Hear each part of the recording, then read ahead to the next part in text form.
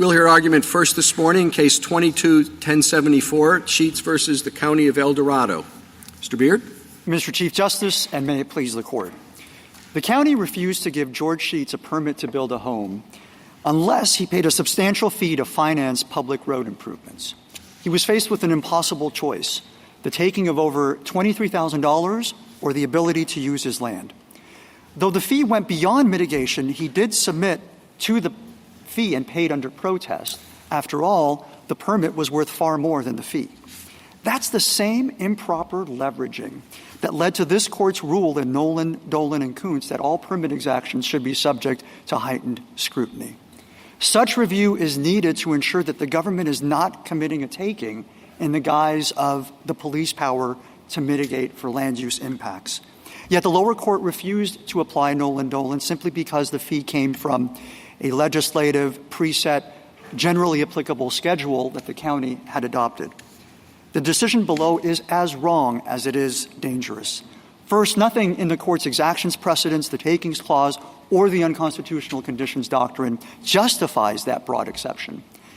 Second, it's a perversion of Nollan and Dolan to say that because an exaction is generally applicable, therefore it requires no heightened review. The exact opposite is true. Such an exaction only amplifies the risk that the government hasn't tailored its exaction to a project's impacts, and that cries out for Nollan-Dolan review. Finally, upholding the lower court's decision would just invite the government to monetize across the country all of their permit exactions into preset legislative fees in order to escape heightened review. The exception would swallow the rule.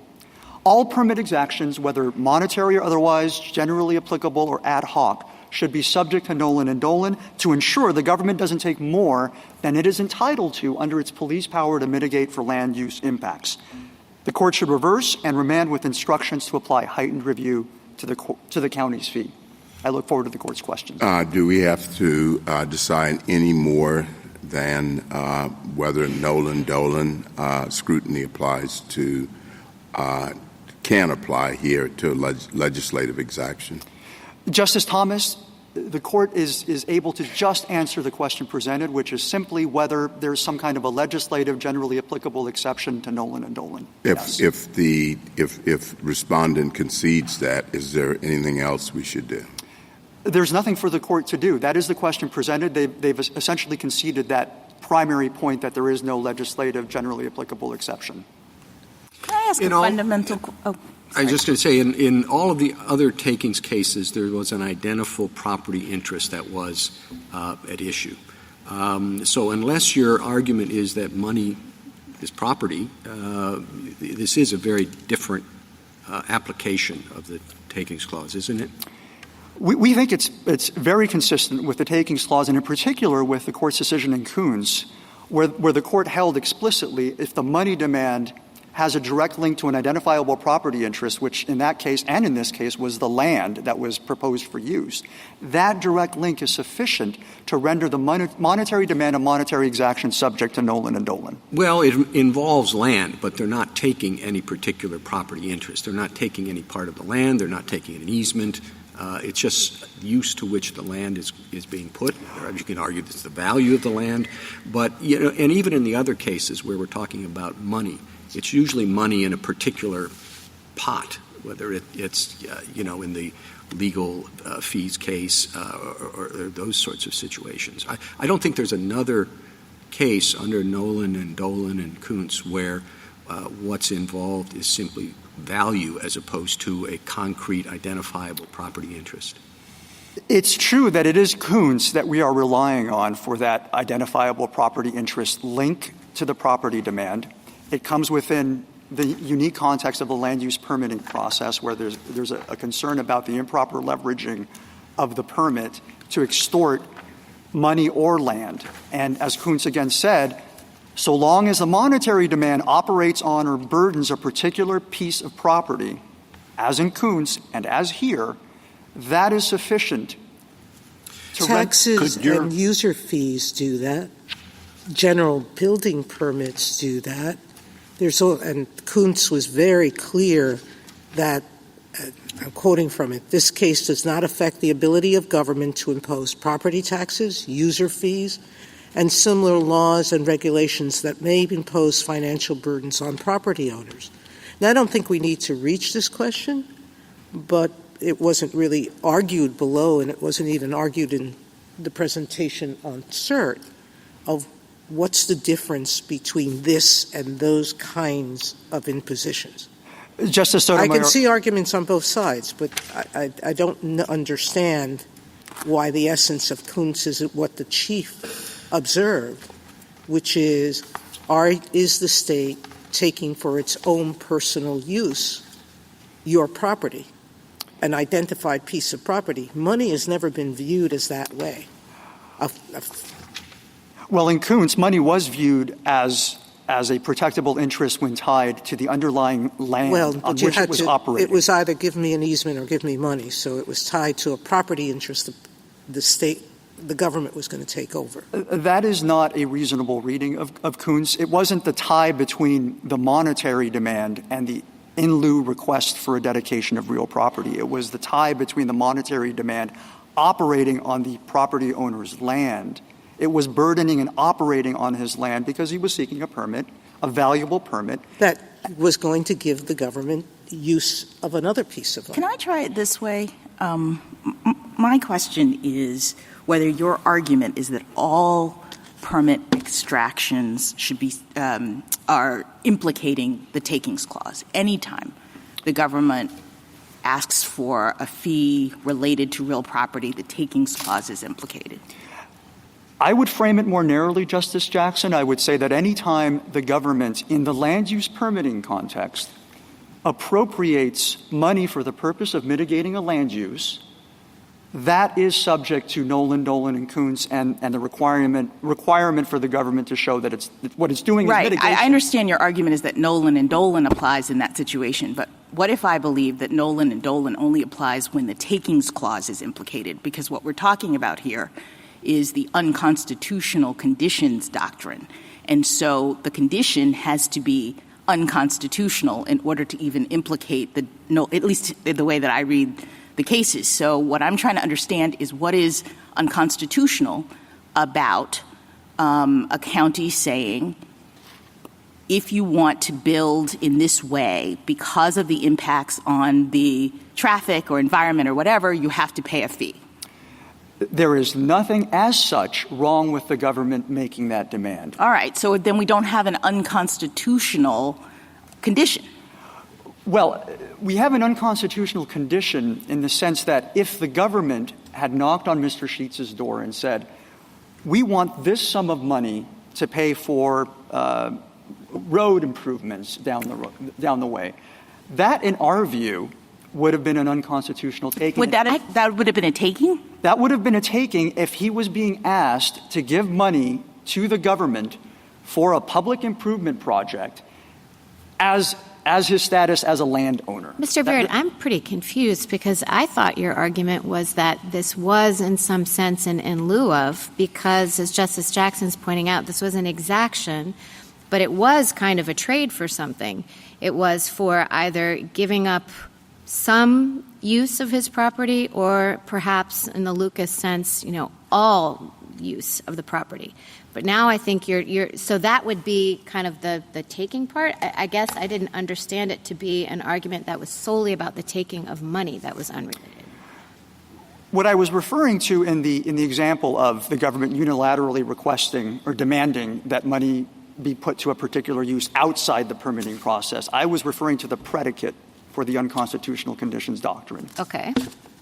And it's our view that if the government had demanded money or actually taken money, as it has here, to put to a public use because of his ownership of the land, that would be a taking under the Kuntz rationale, which is when there is this demand linked to a particular piece of property, that can rise to the level of protectable interest under the takings clause. Could your claim be conceptualized as one involving a no-build easement? A type of easement on the property that prohibits any building. It certainly could be characterized that way because if he doesn't pay the ransom, he can't build. And so in that sense, there is a complete annihilation of his use. As I put it in my opening, it's this terrible choice between having to pay $23,000 or give up his right to build. So in that sense, he is precluded from building if he doesn't pay.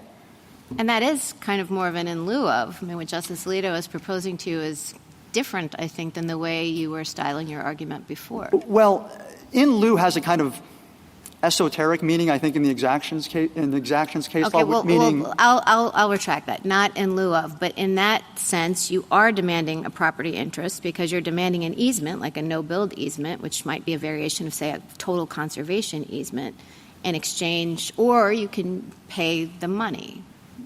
Is that how you're? Yes, it can be characterized that way. We have been characterizing it in terms of Coons because we think this case is on all fours. But can you characterize it in terms of what's actually happening in this case? I mean, Yes. I didn't understand the county to say anything about give up your land or don't build on your land or, we want an easement, we're taking your land. I thought what was happening in Coons, just as in Nollan and Dolan, is that the county actually was interested in possession of the land, a dedicated easement for some reason.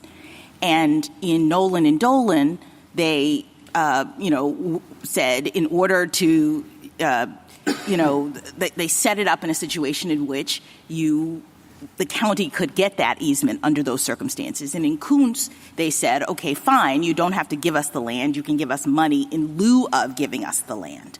But I didn't understand that dynamic to be what is happening here. This seems to me more like a property tax or a user fee that they say, a toll or something, that if you build on your land in this way, it's going to cause certain impacts. And so in order to permit you to do that building, you need to pay for the fee. Right, and this is an impact mitigation requirement. The precedents teach us that when there is an impact mitigation requirement, that yes, the government does have the police power to mitigate for impacts, but it can't ask for something else or something beyond mitigation. It can't ask for something unconstitutional. It can't ask for something it couldn't have asked for. Correct. Consistent with the Constitution. Yes. So that's why I asked you, why is it unconstitutional for them to impose a fee? A user fee, a toll. What your argument is suggesting that every toll is a taking, that every property tax is a taking. No. Taxes and user fees and other kinds of levies, they're entirely different on the basis of the power that's being invoked, the state or local procedures pursuant to which they're being invoked, the functional object of the thing that's being levied. So, for example, the tax generally is to raise revenues. It's not to mitigate impacts to land use. A user fee is used to compensate the government or reimburse the government for a service or product. To mitigate impacts for users. But it's not, because a user fee in California, for example, the Constitution defines a user fee as the provision of a good or service to the payer and to nobody else. That is not what is happening here. Everyone uses the roads, and Mr. Sheetz may not even use the roads that are being improved with his fee. So all of those other taxes, user fees, financial obligations examples are totally distinct. And as But the court has made clear that user fees generally don't have to be calibrated to individual people's uses, right? That a legislature can make an overall judgment about the way in which categories of people use various services. And I think what Justice Jackson is saying is, why shouldn't we understand what happened here in exactly that way? That actually this scheme is highly reticulated, but it's a judgment about how different categories of people, some people who are building single residential homes and some business owners and some churches and, many different categories of people, they've made evaluations of how much those people are going to use the roads, are going to increase the burden on the roads, and so how much they have to pay. And that seems like a pretty classic – I'm sure different counties and places have different terminologies for different sorts of fees, but the concept of that is a user fee. We're making a judgment that you and other people that fit within your category are going to use the roads X amount, and so you should have to pay Y amount. That is to give a meaning to a user fee that just doesn't exist in any jurisdiction of which we're aware. A user fee is very specifically defined. It has its own procedures. It has its own standard of review to determine whether it is a taking if it goes beyond what's reasonably allowed in terms of the cost. No one has ever claimed in this case that this is anything but mitigation. No one ever claimed, including the county, the lower courts, that this was something like a user fee. Then this goes Excuse me. Yes. User fees, in my mind, the essence of them is I'm using something, I should pay for that use. You're using public roads that are going to have to be built because you build this kind of project, you're going to have to use public roads. When I pay a toll, generally I pay a toll, it's now in New York, $10. I can go a block, or I can go one exit, or I can go 10 exits. I'm paying the same $10. No one's looking at my individual project trip and saying, you're only using it for a fraction of a moment. You're going to say that comes under the rough proportionality. But it doesn't. What's being judged is the project as a whole, and this is what the government's doing. So I said to you, this hasn't really been fleshed out below. But the concept that has to be addressed is what's the essence of a user fee. I personally don't see that as very different than impact. But the question is, when a court is reviewing that, is it reviewing it for reasonableness, proportionality, or is it reviewing it for impact on an individual property? And I don't see how it can be that. So this may be a hybrid, and we may have to look at it someday, but it is not pure one side or the other. Justice Sotomayor, I think your example just highlights the fact that user fees, like a toll, it's a kind of user fee, there's no question about that, but it highlights the fact that, yes, user fees are subject to more lax review. What we're talking about entirely is the heartland of land use regulation, where the government holds a permit over the property owner's head, a very valuable permit, and says, we'll give you your right to build so long as you pay us. That's quite right, that in these kinds of cases we're concerned about the sort of leverage that a government official or a legislature has because of the permitting process. But still, you have to show that outside the permitting process there would be a taking. I mean, that's when – I think you've agreed to that already. I don't think you disagree with that. So you need a taking outside the permitting process in order then to say, oh, gosh, in this permitting process, what the government is trying to do is leverage its power to force people to give up their right to just compensation. But you need the right to just compensation to exist. And the question is, where do you get that right when it's only what seems to me a highly articulated user fee scheme? We get the right from the fact that the government has required the owner of a particular piece of property to dedicate money to public use. And in this case, as we've seen in this case, the government can mitigate for land uses, but what it cannot do is impose a burden that should be shared by the public as a whole on a select few. Who are the select few? The minority of land use applicants who happen at any given time to need to build or rebuild on their property. Okay, so what if it's not a permit? Oh, go ahead, Chief. I was just going to say, so that is your key distinction as however you want to characterize the assessment or whatever, is that it is applied to a particular use by a particular owner. In other words, it's not a broadly applicable tax or fee. But I don't see how that's a significant distinction because it's like tolls. I mean, the tolls are only assessed on people who drive on that road. And yet that doesn't suggest that the tolls are a taking. Well, and that's because – and they may be a taking. So we don't want to concede that point. But it's a user fee, again, is reimbursement for a product or service used. I don't have to buy those easy passes anymore? That's a matter of convenience, though, Your Honor. Well, Mr. Beard, suppose one thinks that there has to be a very close connection to – that your case involves what is allegedly a very close connection to real property, and that that's the issue that would be presented in this case. If you win on the question on which we granted cert, which is whether there's a total exemption for legislative enactment. So let's assume for the sake of argument that the court were to agree with you on that. And so there has to be an application of whatever the test is to legislative enactments. And then there are legislative enactments and there are legislative enactments. And they somehow apply to a very broad category of property, and some could apply to a very narrow category of property. And my question is whether you think that the test that applies to a legislative enactment that applies to a category of property should be the same as the one that applies in the permitting process, where there is an individualized determination. So let me give you two examples. You have a law like this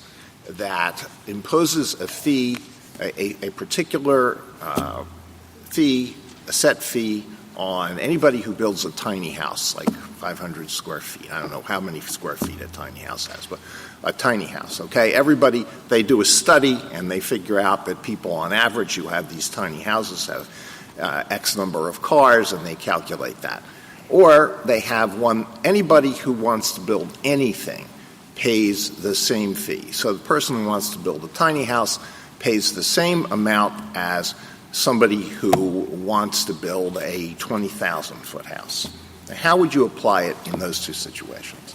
Justice Alito, in both circumstances, is the fee being applied to mitigate the use of the land? Yeah. Mm-hmm. There would be no difference that I can perceive in those two examples. In each case, the government would need to show, if challenged, the government would need to show nexus and rough proportionality. On an individualized basis for legislative categorical enactments, the same standard that you would apply to a permit?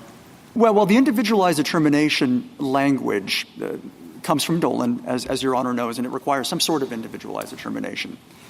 That is a substantive standard, as we view it, that just requires that the focus be on the individual parcel or property in question. So the inquiry is never, is there a connection between the fee and a broad class of properties as different in nature and in impacts as they may be? That is not the inquiry under Dolan. What we would insist on is that the same standard. Of course, I mean, I'm very interested in this exact same question. Let's assume that there was a taking. Let's just put that aside, the questions that we've been talking about. And let's assume that you're right, that there's some kind of unconstitutional conditions doctrine that does apply to generally applicable legislation, right? And then I think what Justice Alito is saying is, why would it be the exact same kind of unconstitutional conditions, requirement, test, evaluation, what have you, when we're not talking about an individual permitting decision, but we're talking about a generally applicable scheme? I mean, the legislature has decided to cut across a wide swath of individuals. What would it mean to do parcel-based Nollan Dolan in that context? And why would we do parcel-based Nollan Dolan in that context? Why wouldn't we ask more generally about the proportionality or reasonableness or whatever word you want to use of the general legislative scheme?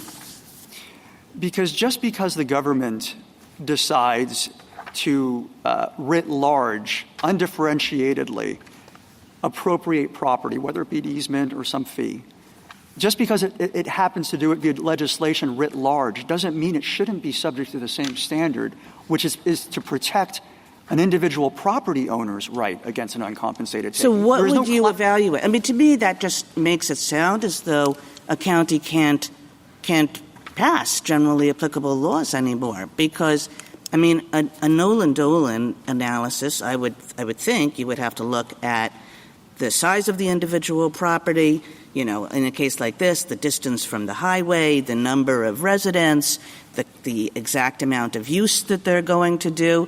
I mean, that's what Nollan Dolan individualized inquiry looks like. I mean, that's just saying forget about generally applicable fees anymore. There aren't going to be any.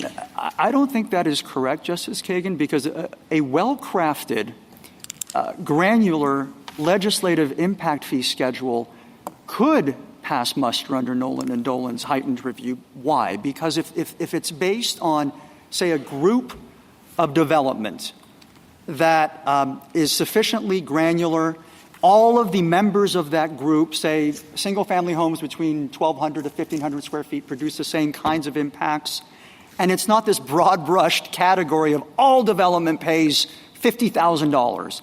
That kind of a fee is sufficiently individualized, has a sufficient individualized justification for the fee in the range. And that derives from the rough proportionality standard. What is rough proportionality? It means that any given project's impacts could have a range of fees, so long as it's roughly proportionate to the impact. I think your of red that light project. is on, so sorry. Excuse me. I'm going to ask more questions about this, Okay. but I just want to... Thank you. Thank you, counsel. Justice Thomas? Justice Sotomayor? I have a case, Miramar. There, the lower court examined 20 different permitting conditions under Nollan and Dolan, from whether a drainage pipe really needed to be extended to a requirement that the developer use a concrete waterline cap instead of compacted filter. It doesn't seem to me that when legislative schemes are being imposed, even including this one, there were 5,000 pages of statistics and calculations that the state involved itself with. That's really what we want district courts to be doing. Should I use compact dirt instead of a water cap? And that, if you're going to require the sort of Nollan-Dolan test, that's what you're calling for.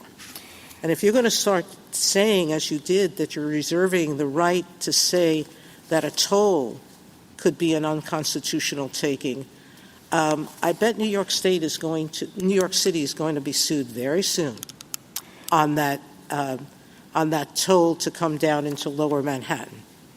I mean, at what point do we stop interfering? Well, as to the toll issue and the user fee more broadly, I'm not sure any monetary demand is totally exempt from the takings clause. The question is, what standard of review do you apply? And the standard for user Oh, you're fees and absolutely right. taxes are very deferential and low, because you don't have the same kind of coercive problem that you have in the land use permitting context, where government can just use individual property owners or even a class of individual property owners who need permits to raise funds because they don't want to raise funds via taxes. That's unpopular. Let's use the alleged impacts from individual property owners to fund public improvement projects that should be funded by the entire public. All we're asking for is a test that ferrets out legitimate mitigation against a confiscation or appropriation of property that doesn't mitigate for the project's impacts and is clearly just a way to raise money that can't be raised for political reasons through the taxing power. Thank you. Justice Kagan? I think what we were talking about is that what a legislature can decide to do is to do legitimate mitigation, and I agree that that's a question that our cases ask about. You know, are you doing legitimate mitigation, or are you using your power to do something more? But a legislature can decide to do legitimate mitigation through broad rules and through categories and through averages. And I think that you just suggested, no, you wouldn't really have to do it piece by piece by piece as long as you had the right categories. But I think I'm going to suggest that this scheme is highly reticulated. You know, I'm just going to read you all the categories: single-family residential, multifamily residential, high-trip commercial, general commercial, office, industrial, warehouse, church, gas station, golf course, campground, bed and breakfast. Those are a lot of categories.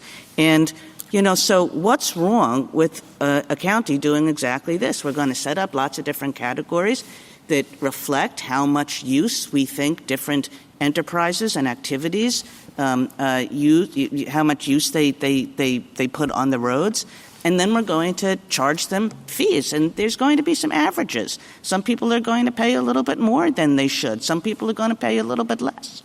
But, you know, except if we're going to go house by house by house, that seems to be what a county would do. So the problem with the fee that was imposed on Mr. Sheetz, yes, they have categories, and he falls into the single-family category, although they group all single-family homes together, for example. anything from, 400 to 500 square feet to 5,000, 6,000 square feet, all of them have the same impacts. But the fundamental problem is the burden shifting. The county specifically and purposely shifted the burden of traffic impacts from non-residential, retail, office, other commercial, onto new residential. And the reason they said they did it was because we don't want to discourage new commercial from coming into our jurisdiction. We don't want to overburden them with impact fees. Let's just shift the burden over to residential. It's that kind of burden shifting that reveals that the fee actually was not tailored to Mr. Sheetz's Thank you, impacts. Mr. Beard. Thank you. Justice Gorsuch? Just want to make sure I understand that last exchange and some others like it. We're dealing here with a legislative challenge, a challenged piece of legislation. But, of course, in Dolan, there was legislation that executive actors were pursuing. And, in fact, executive actors usually pursue takings or any other action pursuant to legislation. And so whether it's legislative or an executive action, we're dealing with a law. And the question is whether it's proportional. And one thing that might go to proportionality in a specific case, because you're not making a facial challenge, you're making an as-applied challenge, is how carefully reticulated it is to your circumstance. Is that a fair summary of the question once we move past the QP? Yes. Okay. And I think a lot of what Justice Kagan and others have said might well go to proportionality and make this proportional. Now, I know you disagree with that, but would you at least agree that that's an available argument on remand? On remand, the county could certainly argue that the fee that was imposed on Mr. Sheetz was roughly proportional to his impacts. Because it's a carefully reticulated scheme. Correct. Of course, we would disagree with that. I understand yes, you disagree with that. It certainly has that argument available. That would be the nature of the dispute on remand. Yes. All right, thank you. Justice Kavanaugh? Can I just pick up on that? If you win on the idea that legislative exactions are subject to Nollan and Dolan and you win on impact fees are subject to Nollan and Dolan, then it comes down to how do you apply the nexus and rough proportionality test that Justice Kagan, Justice Alito, Justice Gorsuch have been asking you about. And I found your reply brief, first of all, the amicus briefs of the states and of the American Planning Association, for example, say, in essence, paraphrasing, it would be a total disaster to try to do that on a parcel-specific basis and would really destroy the concept of imposing impact fees for new development. And in your reply brief, I thought you came back on page 16 and said, well, a fee based on classes of development can survive Nollan-Dolan. Fee scheduled premise on a range of fees for different development classes will not necessarily run afoul of Nollan-Dolan, and I think you've repeated that today. And then you have a sentence, of course, to guarantee the fee is constitutional, the government must make an individualized determination that the fee as applies to his project satisfies Nollan-Dolan. So I view those two things as inconsistent in that paragraph, and I'm trying to kind of drill down on what exactly are you saying needs to be shown by a county when it has a fee schedule or formula in order to show rough proportionality? When challenged, it needs to show that the fee from the schedule bears an essential nexus and rough proportionality to the impacts of the proposed development before it. So getting to that last sentence that Your Honor read, the idea is that many jurisdictions, Texas is one of them, they have what I would call default. Illinois has it too. Default legislative impact fee schedules. They have very well-crafted, detailed impact fee schedules. They don't do this weird burden shifting for political reasons. And then an applicant has the opportunity to say, well, hold on, I think that fee is excessive given the impacts of this project. Now, if it's well-articulated and well-crafted, you're not going to see many challenges from developers, especially the mid to larger-sized developers. But you may have the occasional one. And in that circumstance, certainly the government would need to show that its fee is roughly proportionate to the impacts, the fee that it drew from the legislative fee schedule. So is it okay to classify all single-family homes together? I mean, I think it depends. Where is it located? What are the sizes of these single-family homes? I mean, that's a traffic impact question. But certainly, that's a critical question for workability of what you're proposing. At least that's what I think amicus briefs suggest, and the county suggests that the current way of or not the current way, but approaching it in a formula-based way would be more transparent, more predictable, and that your way is going to be more time-consuming, administratively burdensome. So I just want to make sure you have a chance to respond to that. It very well may be, but this is a constitutional standard, and the I understand that. But then where are the predictability? Where are the lines drawn? Does a single-family homes have to be divided into small, medium, large, how close you are to the highway, do you have bikers in the household who don't use the roads? Well, it doesn't. The proportionality question, the nexus and proportionality questions don't rely on what the individuals are doing. It's a project. Okay. Right? This is a single-family home of X size. This is what we expect. This is what we anticipate the traffic impacts to be. But to go to your point, the county itself in 2019 realized that it could be better crafted by creating single-family homes categorized by square footage, and that makes common sense. Whereas before it said administrative problems, too costly. Now we see that they're going in that direction. And all applying Nollan and Dolan will do is keep governments honest and to make sure that they're actually doing the work of creating fees where an individual project will come before it, and that fee from the schedule will be roughly proportional.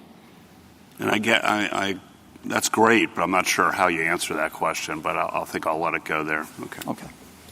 Justice Barrett? I have one question that's related to Justice Kavanaugh's question, which is, it seems kind of like a nightmare to figure out where the lines should be drawn in these categories, and you're trying to mitigate the potential consequences of that. I mean, when you're deciding how articulated it has to be, would the lines drawn between various categories be judged on a rational basis level? Because it seems like you're saying, well, you look at whether the category is roughly proportional, but as Justice Kavanaugh is pointing out, individual parcels within that category may have varying impacts on the traffic. So how do you decide where the lines should be drawn? Well, is it proportionality? Is that your answer? Proportionality as to the particular project and rough proportionality as to the particular project. So as I said, there could be a fee within a category to which that project belongs that may be roughly proportionate. It doesn't have to be exact. It can be roughly proportionate. Okay. And as to the lines, categories, and how do you judge those, that sounds to me like a facial challenge to the program, that the program hasn't been done correctly because it's created categories. Okay, let's let that go. The other question that I have is about how much your argument is tied to the fact this arises in the permitting context. So let's imagine that instead of tying this traffic impact exaction to granting the permit, let's say that your client builds the home and then after that, so permit's been granted and fallen out of the picture, the county comes back and says, we're going to have a special assessment applicable to everybody in this development of X amount of money. So it's the same $20,000 that your client paid to cover traffic impacts. Does that implicate Nollan and Dolan?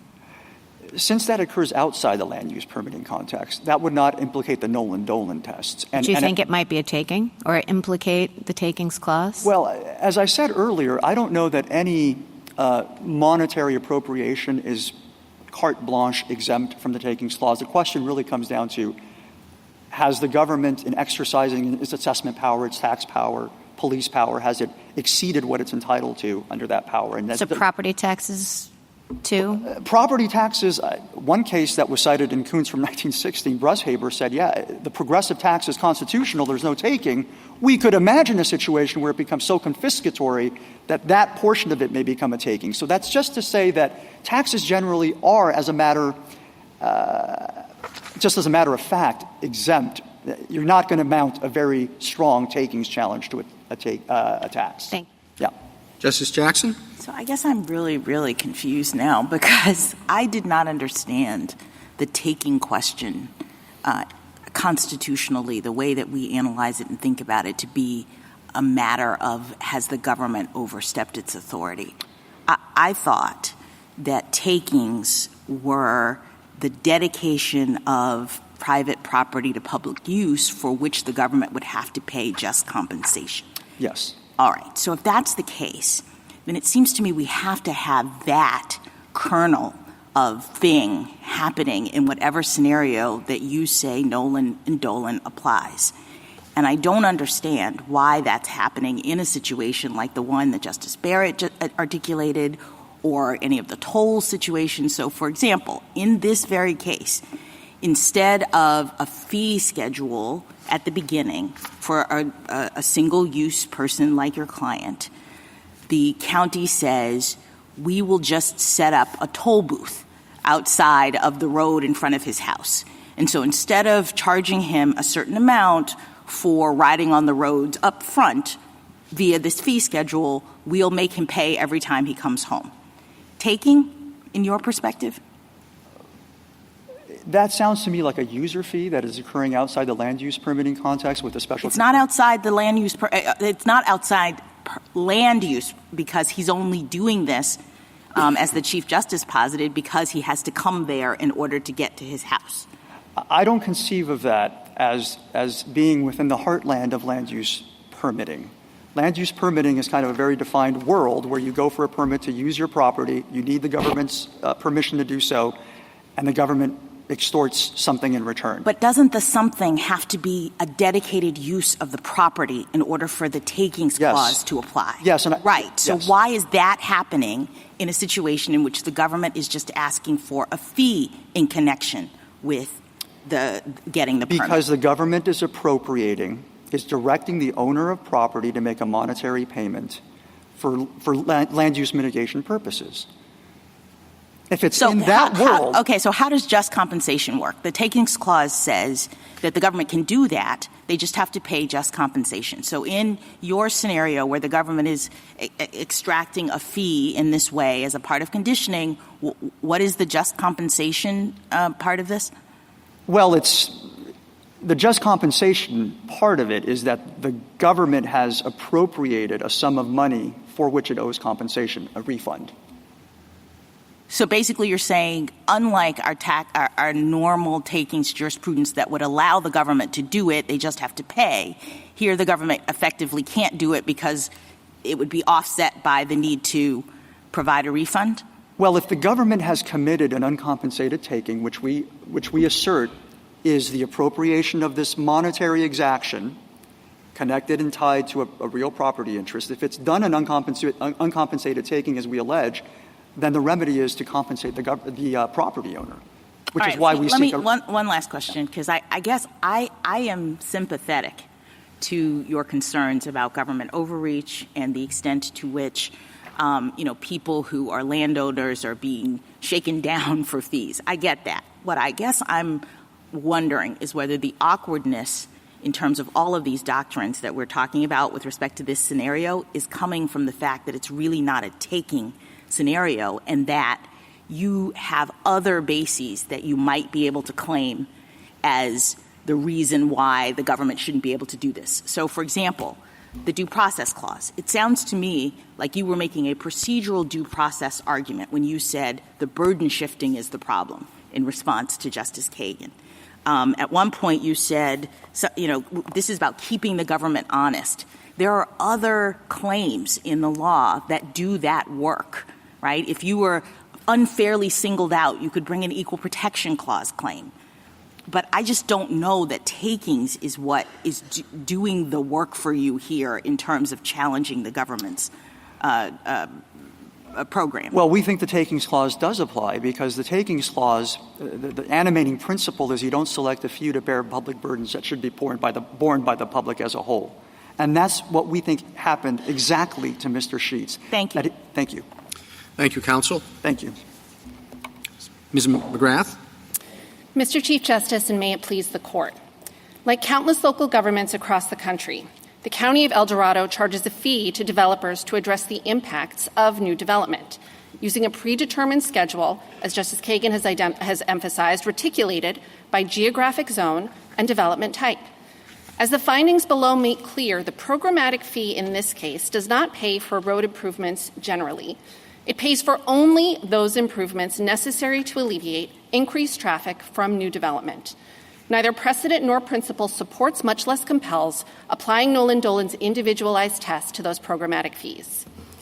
In centuries' worth of precedent, this Court has reiterated that governments can charge fees to property owners, such as special assessments to fund public improvements and user fees to fund government services. This Court has always held that those fees, which are indistinguishable from the fee at issue, are not takings. Without that predicate for application of the unconstitutional conditions doctrine, Nollan Dolan cannot apply. More fundamentally, the county's impact fee shares all of the key features with the other property taxes, user fees, and similar property-based charges that this Court has cordoned off from Nollan Dolan review. It is imposed by the legislature subject to an array of state law requirements and applies to all similar new development in the county based on the legislature's finding that new development creates the need for and will benefit from the road improvements the fee will fund. And critically, it does not attempt to obtain any dedication of real property. Petitioner would disregard those limiting features and expand Nollan Dolan to commonplace impact fees, but doing so would have dire consequences for land use planning. Forcing local governments to justify a programmatic fee on a parcel-by-parcel basis would disrupt, if not destroy, their ability to fund capital-intensive infrastructure necessary to serve new development, bringing such development to a grinding halt. The takings clause does not compel that sea change. I welcome the Court's questions. Do you think, again, not specifically this case, but do you think that legislative exactions can be subject to Nollan Dolan scrutiny?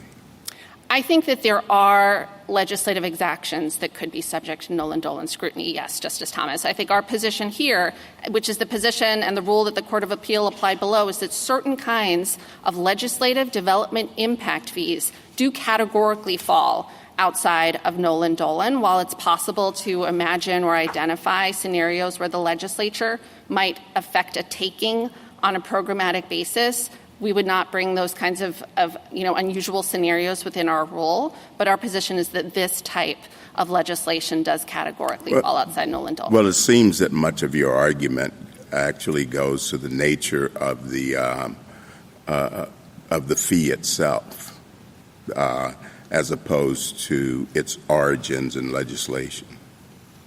I agree with that our position is not that the legislature categorically has some sort of insulation from what Nollan Dolan requires. Our position is that when the legislature acts, in this case, as the legislature has, in a way that is functionally and constitutionally indistinguishable from the way that the legislature acts in instances where the Court has already said that Nollan Dolan does not apply, that is the reason that Nollan Dolan does not apply in this context. Well, that argument could have been the same argument could have been made in Nollan and Dolan. You could have made the same argument that this type of tax in that case, that from an ordinance or from a local regulation, was exempt because of the nature of the exaction. I don't think so, Justice Thomas. I think in each of those cases, I think the primary distinction we would point to is that each of those cases, as already has been discussed today, purported to apply the unconstitutional conditions framework, which means that the question of each of those cases is the permit condition effectuating a taking that the government would have to pay for if it effectuated outside the permit process? That answer is not answered by looking at whether there is some sort of legislative authorization present somewhere in the scheme. It is looking at what that condition does. And I think based on your answer there, I think your answer to the question presented is, I think, the same as the petitioner. The question presented is whether a permit exaction is exempt from the unconstitutional conditions doctrine as applied in Nollan and Dolan simply because it is authorized by legislation. You've said the answer to that is no, that the fact that it's legislation does not give it an automatic exemption. Your friend's answer is no, for the same reason. Well, I think today I heard my friend's answer to be more candid, just as it is in his brief, is that his position is that any permit condition that is imposed on a development permit is subject to Nollan Dolan. That is what he said on page 44 in the blue brief, and the relief that he is asking from this Court is also the relief that I heard him asking for this morning. And so in answering the question presented, I think what that highlights is that the question is not whether some sort of legislative authorization somewhere in the scheme categorically exempts permit conditions from Nollan and Dolan. The question is whether this kind of legislation, which is ubiquitous and commonly used, is subject to Nollan and Dolan. And there I would also refer back to what the question presented says about the unconstitutional conditions doctrine. The question is whether which requires a determination that the condition that the government is imposing would be a taking if it were performed outside of the permitting context. And here, we think the answer is no. But as I said, more fundamentally, the court has said before that certain kinds of legislation, property taxes, special assessments, user fees, are categorically outside of Nollan and Dolan. And our position is that Counsel, the fee... I think you're right about all that whether this is a tax is a really interesting question. Whether it's a user fee is a really interesting question. But as I read the Court of Appeals below, they said we're not even going to get into any of that because Nollan and Dolan simply doesn't apply to legislative enactments of any kind, whether it's a tax, whether it's a fee, whether it's something else. And I thought we had taken the case to address that question. And as the Chief Justice has pointed out, I think there's radical agreement on that question today. I think if you read... And so what would be wrong with allowing both sides to go back and make their arguments, recognizing that Nollan and Dolan does apply to some legislative enactments. And then you can go back to the courts below and talk about whether this is a tax, whether it's a user fee, or whether it isn't. But that there's just no categorical exemption from legislative enactments. What would be wrong with that holding today? I think on which we might all be able to walk out of the courtroom agreeing on. I think that the two main problems with that, Justice Gorsuch, is that is not the rule that the Court of Appeal applied below. And I think on page 17... Let's say that's the premise on which I think we understood we took this case. Me, myself, and I. Then what? I think that then, if the question is whether we would welcome an opinion that simply says there is no legislative exemption from Nollan and Dolan, I think we would prevail under that standard because that is not the position or the rule that the Court of Appeal applied below. The Court of Appeal applied a rule that said that legislatively mandated development... I think you're fighting my condition. If that's how I understood the Court of Appeal below, and if that's how I understood the QP that we're being asked to decide. And if we can all agree on that, would the government fight a world in which it's allowed to go back and make all of the arguments you want to make here today before another court in the first instance rather than asking us, a court of review, rather than first view to try and tackle them? I think my answer would be similar, is that I think it would be an odd opinion to write where there's not the rule that was applied below. But I'll take the hypothetical. And even there, I think what is apparent from the briefing and what you hear from the arguments today is that the core of this disagreement is about whether all permit conditions are or are not subject to Nollan and Dolan. That's the very premise of the QP, is whether there's an exemption. No, the premise of the QP is, well, we know when in Dolan, for example, administrative agents said you have to give me a 15-foot strip to access to the beach, that was subject to an unconstitutional conditions analysis. And the only difference between that and this is that there you had an executive actor who was applying a legislative command, and here you have an executive actor applying maybe a more specific or more obvious legislative command. But in both instances, they're executive actors applying legislative commands, and we're being asked, I think, just to decide whether that makes a difference. I think that what happened in Nollan, Dolan, and Kuntz all looks fundamentally different from what the county is doing here in a way that I think bears on what you are getting at, Justice Gorsuch, which is that what the governments were doing in Nollan, Dolan, and Kuntz looks fundamentally different from the county scheme, which is indistinguishable from property taxes, user fees, is this special a tax? assessments. Is this a tax? I mean, if we're going to go down that road, do you think – I didn't see that word in your brief. I might have missed it. Oh, I do you think this is a tax under California law? Under California law, it is not a tax, but I think for purposes of constitutional law, it is a tax. And the case. So we have to decide that. We have to decide constitutionally it's a tax, even though under California law it's not a tax, in order to go down this road of resolving the parties' disputes beyond the QP. I think that our position is that the most straightforward way for the court to resolve this case is to say that the fee that the county charged here is indistinguishable from property taxes, special assessments, and user fees, as this court has always defined them. Counsel, I'm puzzled by your statements about what the court below held. It said over and over again that Nollan and Dolan do not apply to legislation. Quote, only individualized development fees, as distinguished from legislatively mandated, generally applicable development fees, are subject to the Nollan-Dolan test. That's on page 407. On 409, while the Nollan-Dolan test applies to monetary land use exactions which are imposed ad hoc on an individual and discretionary basis, it does not apply to generally applicable development impact fees imposed through legislative action.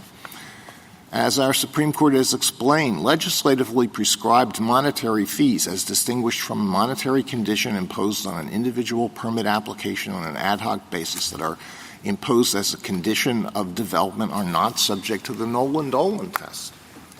I think, Justice Alito, that each of those descriptions of the Court of Appeals rule incorporates the additional nuances that we are emphasizing here, which is not the presence of legislation. It is a development impact fee that applies, as here, generally to a broad class of permit applicants, meaning it applies the way that legislatures typically make broad program Counsel, particularly you're fighting the words. And what's the difference between that? Would that statement apply to a legislature saying, you get a permit only if you pay us $20,000 or dedicate 10% of your land to conservation? Now, that would be a taking, wouldn't it? it would be a taking. So you're fighting. They were saying if it's part of a generalized scheme, no matter how it's imposed, as opposed to an individual assessment, it's out of Nollan and Dolan. So it's not. It can be in Nollan and Dolan. The question is this type of fee subject to Nollan and Dolan? I agree with you, but that's what Justice Alito was saying. They started from a broader sense of saying there can never be a taking if it's generalized imposition by a legislature. And that's just not true. I don't take the Court of Appeal to have applied that rule. In California, well, you're fighting how others read this. If they applied that, if they didn't apply that rule, well, let's start over. Let's assume that legislative exactions are covered by Nollan and Dolan. And then you want to say, but impact fees, I think, are exempt from Nollan and Dolan, right? That's correct. Okay. But wouldn't that allow a county or government entity, to impose exorbitant impact fees that are obviously being used to fund improvements in the other part of the county that the county can't get the county council or whatever to pass tax increases for? And isn't that a core concern of our entire jurisprudence in this area? I think that would not enable counties to do what you're describing, Justice Kavanaugh, and I think that those limits would flow directly from the analogies that we're drawing to the special assessment context, where the legislature does have authority to decide which properties will be— Can I just interrupt? I'm sorry. You said impact fees are not subject to scrutiny under Nollan and Dolan. What then are the limits on impact fees being used to coerce more money out of the development to pay for other things going on in the other part of the county that they can't get the tax increases for? Well, I think at a minimum, here in California and in, I believe, the 37 other states that the state's brief identifies as setting limits on impact fees, those fees would unquestionably not satisfy the limits in those state laws which require— State laws. What federal constitutional limits are there, if any? Maybe, if you're just going to say rational basis, I'm not sure that works, but go ahead. I do think the due process clause would provide a check there, and I also think that the court could reason by analogy to the special assessment and the user fee cases, where the court has made clear that despite the deference that legislatures receive in this area, they have to act reasonably, and those reasonable limits include, for instance, in the user fee context— You think it's reasonable to impose impact fees that are not designed to fund, say, the road that needs to be built because of the development, but to fund improvements to schools on the other side of the county. Absolutely not. And I think that fee would unquestionably fail. That would fail state law, and I think would pose serious questions under the Due Process Clause. Just serious questions? I do not see, if there is no reasonable basis, and I don't think a reasonable basis. Well, the reasonable basis is the county needs the money to fund the schools. I don't think that's a reasonable basis to impose that charge exclusively on new development. And here again, I would point to the special assessment cases that make clear that typically when the government is charging fees to a specific group of property owners, that is based on its determination, subject to reasonableness, but notwithstanding that, a determination that those properties will specifically benefit from the public improvement. What's the difference between reasonableness as you're describing it and rough proportionality and essential and nexus? I think that actually touches on kind of the core of what our dispute is here, which I think your earlier questions were also touching on, Justice Kavanaugh, is that we do not dispute as a matter of state law or federal law that there has to be a connection between new development and the fees that the county charges. What we do dispute is that then when the legislature has to justify how it imposes those fees, that it has to do that on a parcel by parcel. Okay, so the whole dispute then, I think, does come down to, we can use the adjectives, but you agree rough proportionality has to apply, I think, and nexus. You say not Nollan and Dolan, but you say the same words as Nollan and Dolan apply. But the key dispute then is, do we do that by looking at the formula to see whether the formula is roughly proportional, as Justice Kagan was saying, or do we have to go to the individual house and say, well, what about the impacts of that house on the road? Right. I mean, and just to be clear, as I think everyone understands, we dispute that there's any taking anywhere in the picture, and so we would dispute that any sort of constitutional principle in addition to due process, reasonableness protections applies, but accepting the hypothetical or answering, I think, more directly the question is, yes, the core practical problem that this would create for counties is that it would disable counties from acting on the predetermined bases that they routinely act in this context and that they need to be able to use to fund the kind of infrastructure improvements that we are talking about: schools, sewer systems, roads. These are the kind of infrastructure that counties. And I think the next question then is, how reticulated does the formula have to be? But can I just finish that? Sorry. And there's going to be litigation over that. What do you think? How reticulated? Because Justice Kagan said this one's very reticulated. I agree with that. How reticulated does it have to be to satisfy constitutional scrutiny? Under the constitutional test, again, putting aside the 36 state laws that I think would require exactly the connection that California, that El Dorado drew in this case, that the 5,000-page administrative record supports. I think as a matter of constitutional law, there would need to be a line that the legislature would need to draw between the properties on which the fee is imposed and the nature of the fee that I think would prevent, and I would certainly take the position that it would prevent, counties from tagging new developers exclusively to pay for entirely unrelated public improvements. Sorry. No, that's all right. Sorry. So Justice Kavanaugh has been discussing the sort of core practical problem of how do we figure out when the county has overstepped and gone too far and there must be a limit, and all of that is true. But I guess I'm concerned about the core legal problem that is the threshold question of which test should apply when, given the claims that are being made by Mr. Sheetz in this case. And so that takes me back to wondering whether the most straightforward way to win in this case from your perspective is not necessarily to prove that this is a tax or prove that this is, a user fee, but to say this is not a taking. We have very clear, very well-established legal principles as to what qualifies as a taking. And whatever this is, I think we can say that since it isn't the kind of dedicated property appropriation that occurs in Nollan, Dolan, and Coons, that it's not a taking, so this particular formula doesn't apply. Isn't that the most straightforward? Like Justice Gorsuch was starting to investigate your position that this qualifies as a tax, and so then we have to sort of figure out, well, what does that mean? And is it a tax? Can't you win by just saying this is not a taking? Yes, absolutely. We would welcome that opinion. That is our position. And the reason that we invoke the tax and the property tax and special assessment context is that the court has categorically said those are not takings. But absolutely, we agree there.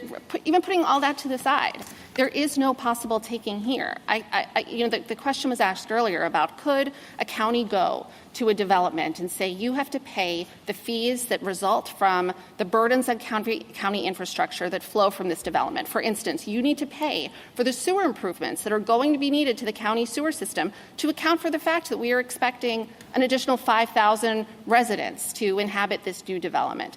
Unquestionably, there is a county could do that outside the permitting context, and that's the answer to the question in this case. Thank you, counsel. Justice Thomas? Justice Alito? When you talk about due process, are you talking about substantive or procedural due process? I think procedural due process. So what the argument would be that certain procedures have to be applied on an individualized basis before this fee could be assessed against, collected against a particular landowner? I think we would invoke the same kind of due process principles that are identified in cases like bimetallic, which said that procedural due process operates in this area, but it operates at a highly generalized level that requires counties to do things like enact legislation, provide opportunity for comment and feedback, but that counties do not. It is affirmatively rejected the idea that counties need to do that on an individualized basis. But beyond that, Justice Alito, I also think if I can return to answering the rest of the question. That was an answer. Thank you. Justice Sotomayor? Perfect. Justice Kagan? Ms. McGrath, I want to follow up on Justice Gorsuch's idea of radical agreement. And I want to give you suggest what it is that there is radical agreement on and what it is that there's not radical agreement on, and see if you agree with me.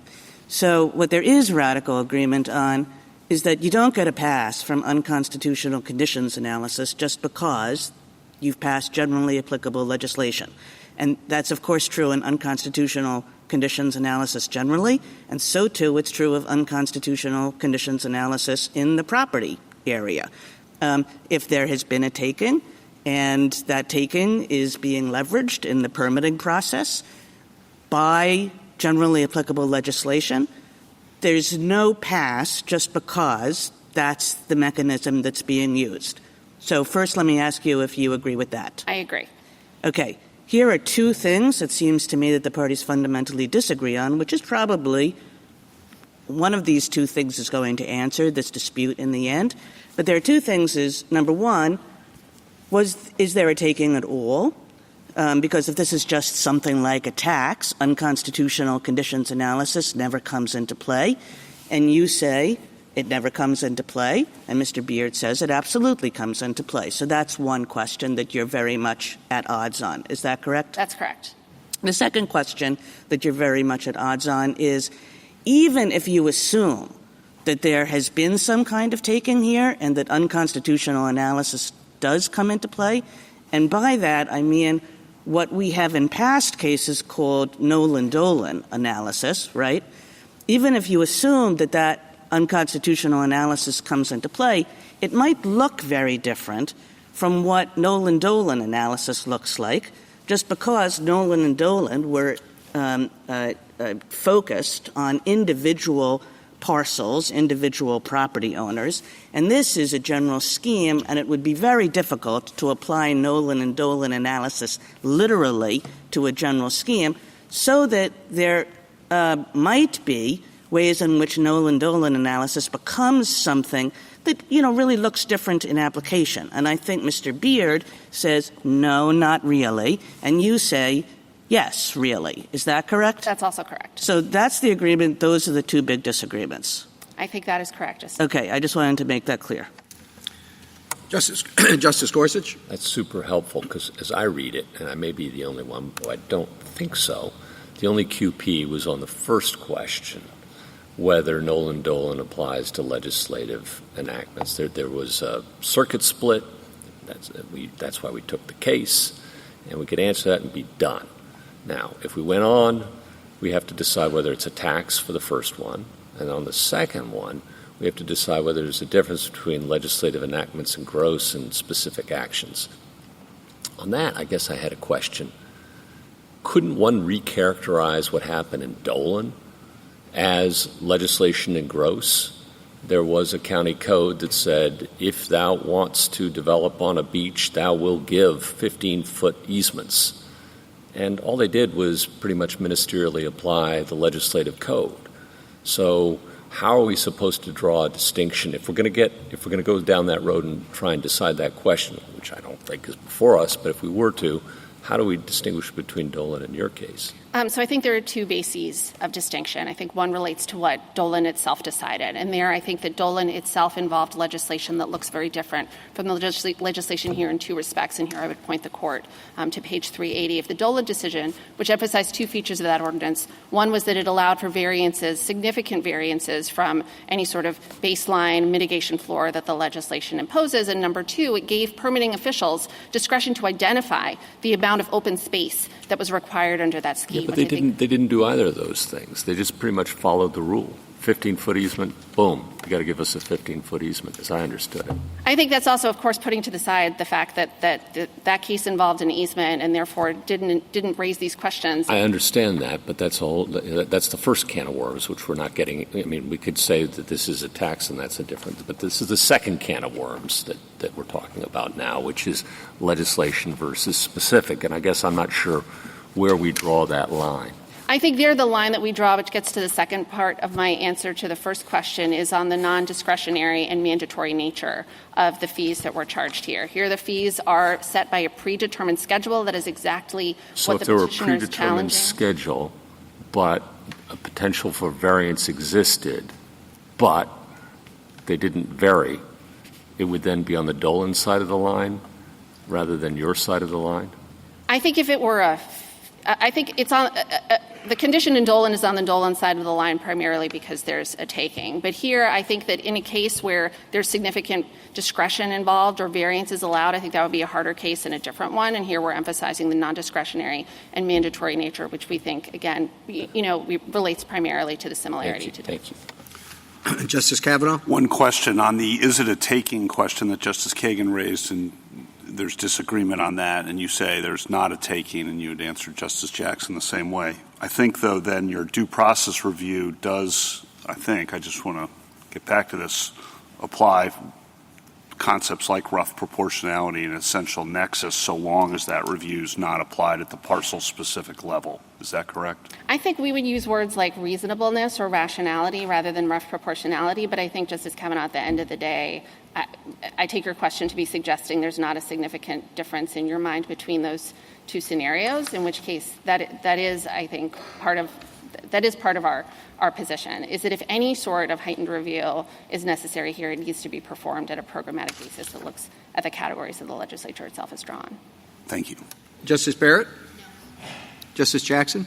So I just want to clarify, in your exchange with Justice Gorsuch, who very clearly isolated the question presented. As I read it, the question presented, at least as the petitioner put it forward, is whether a permit exaction is exempt from the unconstitutional conditions doctrine simply because it's authorized by legislation. So it seems to me that there is a threshold assumption that the permit exaction would otherwise trigger the unconstitutional conditions doctrine, and the question is it exempt from that just because of legislation? So because there is disagreement about whether it would trigger it to begin with, I would think that to isolate the question presented at a minimum, we would have to expressly preserve the assumption, right? I mean, our opinion would have to say, assuming that a permit exaction of the nature of this one triggers the unconstitutional, that we couldn't not say that, right, in order to just isolate the question presented. And I think that's exactly right, Justice Jackson. I think that's part of the reason that we think we are directly answering the question presented here, because of that assumption that all permit conditions And if it turns out that the assumption is easy based on our case law, let's say the court looks at this and very clearly says or thinks that, if we don't have a dedicated appropriation of land kind of scenario, then there is no taking. Would you encourage us to go ahead and say that in this case? Yes. Thank you. Thank you, counsel. Ms. Ross? Thank you, Mr. Chief Justice, and may it please the Court. I'd like to hit three main points, which I think are responsive to a lot of the conversation that we've been having this morning. First, on the question of how broadly the question presented sweeps, I certainly agree with you, Justice Jackson, that there is a logically antecedent question baked into the question presented, which is whether the unconstitutional conditions doctrine applies here at all.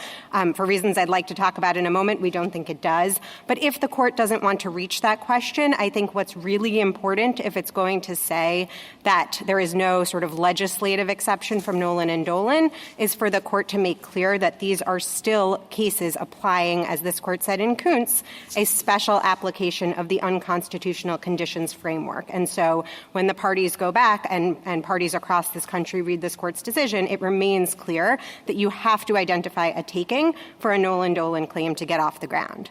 Second, I think there was some conversation about what is the focus of the taking that petitioner is suggesting here. I think it was clear in his introduction this morning and has been clear throughout the briefing, if you look at pages 25 to 26 in particular of the blue brief, that he's not making any sort of claim regarding a taking of his property, meaning the physical real property. What he is claiming is that this $23,000 fee is itself a taking. And we think that is not correct for all of the reasons that have already been discussed this morning and that many of you have recognized. I think this court in Kuntz talked about taxes, user fees, and similar laws and regulations. So I don't think that to prevail, the county necessarily has to show that this is a tax or a user fee.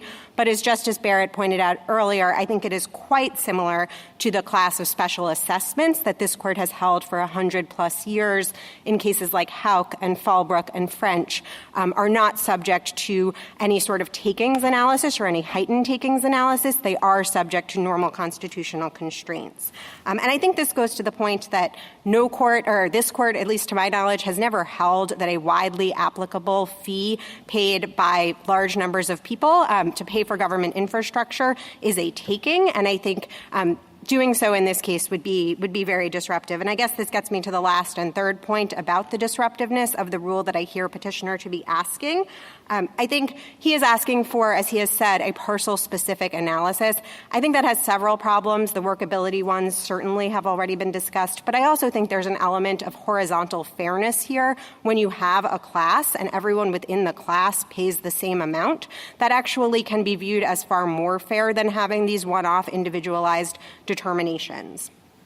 I think in adopting a standard that's more like what the states have suggested in their amicus brief, should the court go down the Nollan-Dolan road, and again, I want to be clear, we don't think there's any reason to do so, but if the court is inclined to do so, I think it would be very important, one, again, to say that this has to operate at the class level, so the class at which the legislature is acting, and two, that reasonable legislative judgments need to be able to be made regarding the class, how the county or the local government is going to allocate the burdens of taxation. Counsel, you said that there would be no takings analysis with respect to a widely applicable provision that covers a large number of people. I think when we're talking about money, when we're talking about a payment for government services, so I think that makes this case look a lot like a tax, user fee, similar laws and regulations, as this court said in Kuntz on page 615 of the opinion, are outside of the takings context and outside of Nollan and Dolan. So if it's narrowly applicable and applies only to a relatively small number of people, then the takings analysis does apply? No, I think the question is, what I'm trying to get at is this idea of individualized ad hoc decision-making versus the broadly applicable legislative standard. Yeah, but I mean, obviously that's a broad range. And I'm just trying to get a sense of exactly where you would have. I mean, because this is a threshold determination. But if it depends on individualized analysis and you've got to figure out, well, where along that spectrum does it apply, that's not a very helpful threshold. So I think this is similar to analyses that the court has conducted in other areas. I mean, I think there is, we cited in our brief, I apologize, the name of the case is escaping me at the moment, but basically in the due process context, we do draw this distinction between whether you get an individualized hearing because we're really talking about sort of one-offs or we're talking about class-wide legislation. I think what's really key here is that because this applies to a wide swath of landowners, it's done at the class level. As I said earlier, it has horizontal fairness and it has, I think, a greater responsiveness in the political process. So are you saying that if you have a provision that applies categorically in terms of its phraseology, but it turns out there are only 3 houses in the county that are going to be affected, that you would analyze that differently? So I'm not sure it becomes a takings problem, Mr. Chief Justice, and I apologize. I probably should have said that initially. I think that, that may have sort of an arbitrariness question under the Due Process Clause or an equal protection. Maybe it's not a class of 1, maybe it's a class of 3 problem, but there would be a singling out analysis. I just don't think that's anything like what we have in this case. Ms. Rawson, I certainly understand your point that classes might be very informative when we're talking about a tax or a user fee and whether it meets rational basis test. But if this were a taking, and I'm not saying it is, okay, I'm not sure we have to answer that question, as I've already indicated. But if it were a taking, why would that make a difference? If the legislature said we're going to take everybody's property, and there's no question they're taking your property, how on earth would that be better than an individualized agency official saying, I'm taking Miss Ross's property and no one else's? So, Justice Gorsuch, I completely agree with you that this consideration is not dispositive. It's relevant when we get to taxes and user fees. I accept that. But you'd agree that it also doesn't cut much if we're actually talking about a true taking. That's correct, Justice Gorsuch. And I think that just reflects that this court has sort of always treated physical appropriations of real property as the quintessential taking, the classic taking, as this court has said time and time again. It's what the clause, the text of the clause itself, I think, is most focused on. And so it makes sense that we have different rules in that context. And so can you just clarify, say a little bit more about that? I mean, you seem fairly confident that this is not a taking. So can you say exactly why that is?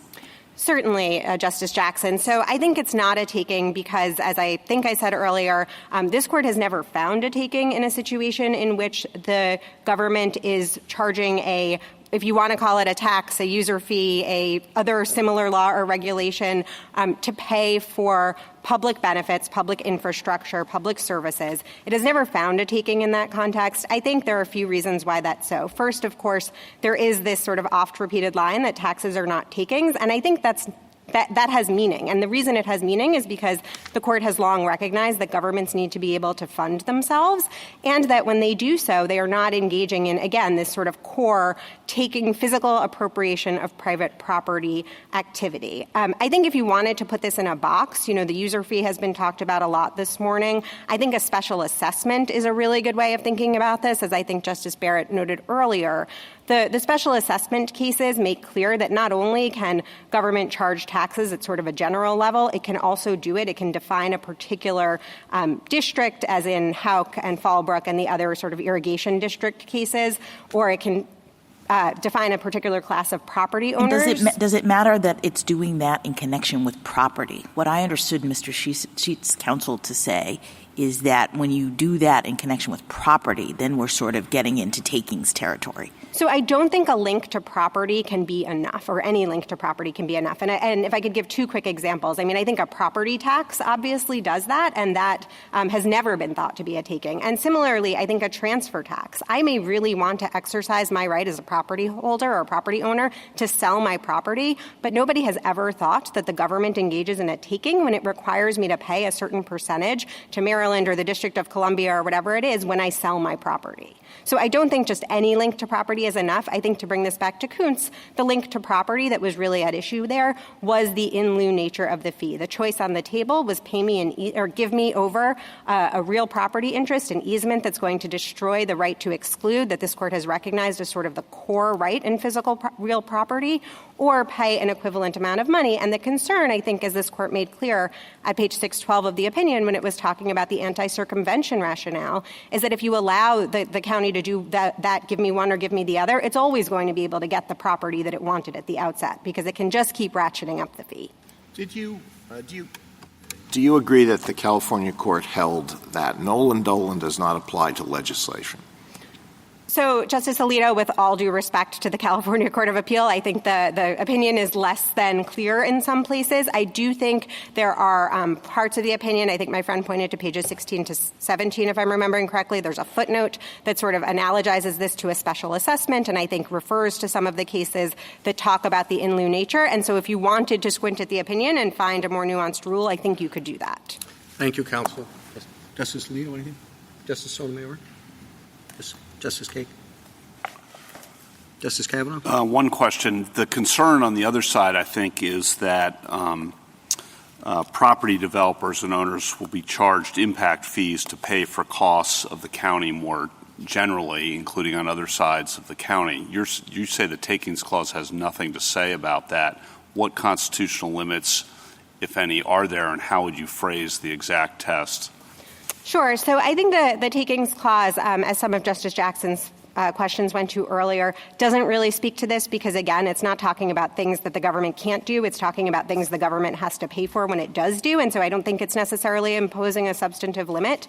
But I think certainly state law has filled a lot of this area. Indeed, Dolan sort of drew its test from state law standards that have been well established for decades and I think have only gotten sort of more onerous since then.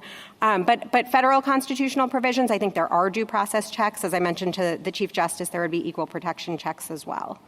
And what would be the phrasing of the due process check?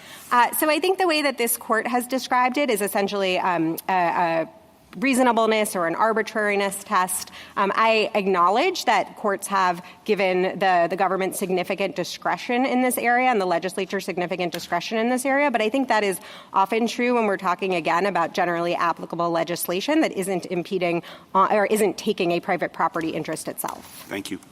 Justice Barrett? Justice Jackson? Thank you, counsel. The case is submitted. Oh, rebuttal. I'm sorry. I was up late last night. Thank you, Mr. Chief Justice. Just a few points. The other interesting thing about the Court of Appeals decision is that it doesn't treat this exaction as a tax or a user fee or anything else other than a mitigation requirement. So this case comes to the court on the premise that this is a mitigation requirement and that the only reason the Court of Appeal thought that Nollan and Dolan don't apply is because of its legislative character. In other words, the courts in California agree with us that at least in some cases, ad hoc impact fees, those are subject to Nollan and Dolan, which I think is an interesting concession from the California courts even that goes contrary to the counties and the United States government's position. On the issue of due process, equal protection, yes, those clauses could be available in a challenge like this. But the problem, of course, is that they provide very little protection to the property owner. Substantive due process, as I understand the cases, would require a showing of arbitrary and capricious on the part of the property owner challenging it. Equal protection would require rational basis. It's Nollan and Dolan that provide the kind of robust protections for property owners that this context requires.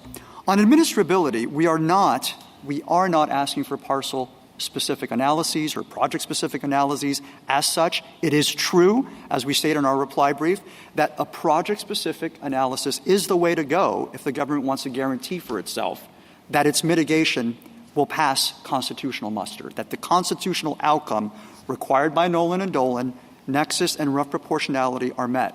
The only way to do that is on a project-specific basis. Now, the county here decided to impose this impact fee without any kind of administrative proceeding or hearing or anything like that. And we're not challenging that aspect, but it's curious because in Nollan and Dolan, you did have an administrative process attached to a conditional permit. And so there, the government was able to make that individualized determination that its legislative mandate was or was not tailored to the particular impacts of the project. Finally, everyone loves good roads and schools and public infrastructure, so the government certainly has many tools at its disposal, including taxes, to pay for those. What we're saying is that the government can't select a few, the one or two or a few property owners who happen to need a permit at any given time, to select them to bear the burdens of paying for that public infrastructure. And all Nollan and Dolan do is ensure that that's not happening, that what the government is doing is mitigation and nothing more. Thank you, Your Honor. Thank you, counsel. The case is submitted.